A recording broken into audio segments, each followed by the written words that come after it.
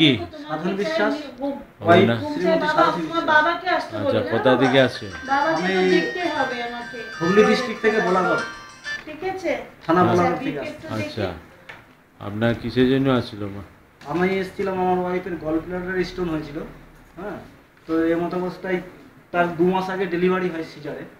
তো ডাক্তারের কাছে যখন নিয়ে যাই তখন পেটের যন্ত্রণা হতো। তারপর সঙ্গে সঙ্গে নিয়ে যাওয়া হলো, বললো যে গল ব্লাডার স্টোন হয়েছে।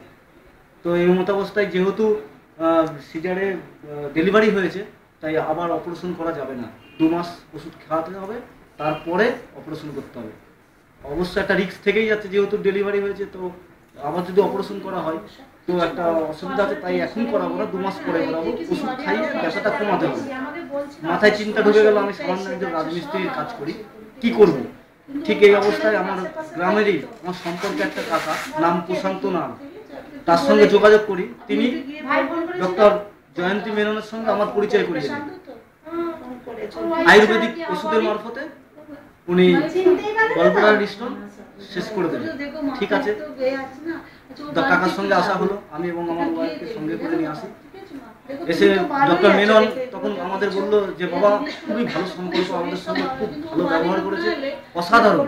এক কথায় দেখে আমার খুব ভক্তি লেগে গেল। বললো সব ঠিক হয়ে যাবে 7 দিনের মধ্যে, এই করো। আমাদের একটু মেনু করে দিল যে এইভাবে চলতে হবে। তখন আমরা 7 দিন মতন ওষুধ খেলাম এবং ওনার মতন করে আমরা চললাম। ঠিক 9 দিনের মাথায় আমরা আলট্রাসোনোগ্রাফি করালাম। করানোর পর আলট্রাসোনোগ্রাফি ধরা পড়লো যে পাথর পুরো নেমে গেছে। তারপরে আমি ডক্টর মেননের কাছে আবার আসি, এসে বললো যে ভয়ের কোনো কারণ নেই, সব ঠিকঠাক আছে। তো সত্যি খুব মানে আমরা বিশ্বাস করতে পারিনি যে এই 9 দিনের মধ্যে যে পাথর পড়ে যাবে, মানে একটা আশ্চর্য ব্যাপার। তখন ডাক্তারবাবু আমাদের বললেন যে এরকম কিছুদিন আমার মতন করে চলতে হবে, কারণ ওই জায়গাটা তো আবার পরবর্তীতে হতে পারে। তো আমার পরামর্শ মতো চলতে হবে কিছুদিন। ঠিক আছে ম্যাডাম, তাই চলবো। এই অবস্থায় আমরা এখন এই পজিশনে দাঁড়িয়ে আছি। আপাতত শেষ হয়ে গেছে, পাথর শেষ।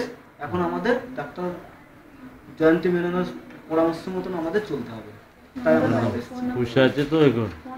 ভীষণ খুশি। আপনার ফোন নাম্বার একটু বলে দিন। আমার ফোন নাম্বার 8100586595। আচ্ছা, ঠিক আছে, ঠিক আছে।